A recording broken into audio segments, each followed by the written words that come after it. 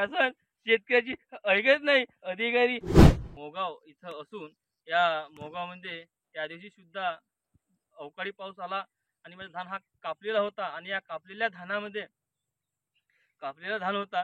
या कापलेल्या धानाला परिपूर्ण हा पाऊस गेला आणि या पावसामध्ये पावसाने माझा धान पुरा ओलाचिप झाला आणि मी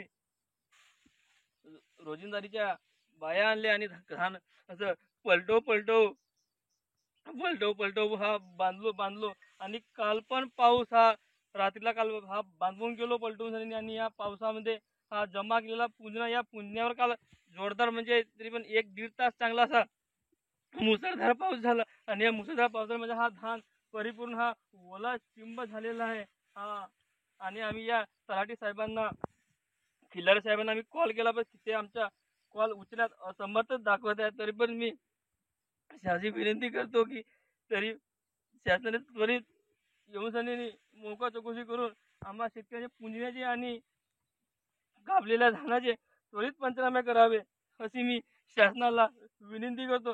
पण शासन शेतकऱ्याची ऐकत नाही. अधिकारी आमची ऐकत नाही. तरी पण मी अशी विनंती करतो की लवकरात लवकर आमच्या धानाचे पुंजण्याचे पंचनामे करून आणि कळपाचे पंचनामे करून त्वरित नुकसान भरपाई द्यावी अशी मी विनंती करतो.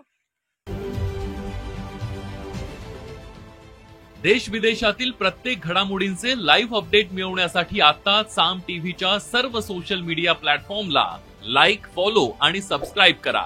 तसंच सर्व नोटिफिकेशनसाठी बेल आयकॉन प्रेस करायला विसरू नका.